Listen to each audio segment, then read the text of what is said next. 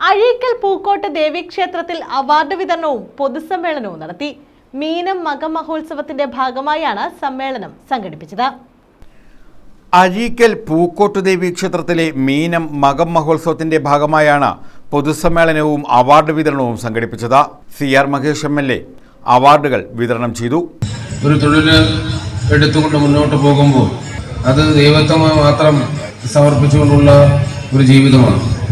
അതുകൊണ്ടാണ് ഇത്രയും മനോഹരങ്ങളായ ക്ഷേത്രങ്ങളും ആ ക്ഷേത്രത്തിലെ ഉത്സവങ്ങളും ആചാരങ്ങളുമെല്ലാം അണുവിട തെറ്റാതെ വർഷങ്ങളായി പരിപാലിച്ചുകൊണ്ട് മുന്നോട്ട് പോകുവാൻ സാധിക്കുന്നു. SPAA അരയകരയോഗം പ്രസിഡന്റ് J. വിശ്വംഭരൻ അധ്യക്ഷത വഹിച്ചു.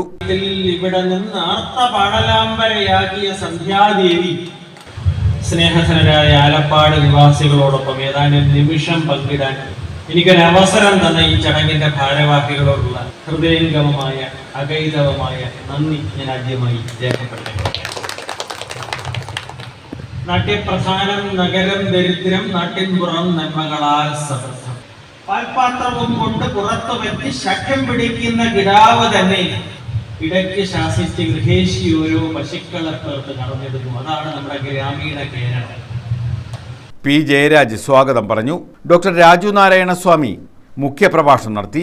ആലപ്പാട് ഗ്രാമപഞ്ചായത്ത് പ്രസിഡന്റ് U. ഉല്ലാസ് വിദ്യാഭ്യാസ അവാർഡുകളും ധീവരസഭ കൊല്ലം ജില്ലാ പ്രസിഡന്റ് U. രാജു വട്ടക്കാശ് അവാർഡുകളും വിതരണം ചെയ്തു.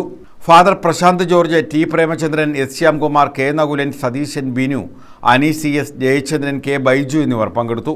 നമ്മൾ മാതാപിതാക്കന്മാര് ആദ്യം ശരിയായാലേ മക്കള് നന്നാകുള്ളൂ.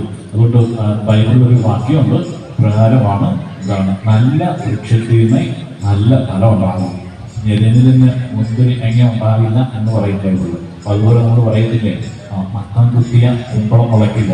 അതേപോലെ നമ്മൾ എന്ത് ചെയ്യണം, നല്ല മാതാപിതാക്കന്മാരാകാനായിട്ട് നമ്മൾ പരിശീലിക്കുകയും ശ്രമിക്കുകയും ചെയ്യുന്ന അനുസരിച്ചായിരിക്കും നമ്മുടെ മക്കളിലേക്ക് ആളുകൾ വളർന്നു വരും. News bureau, Ochira.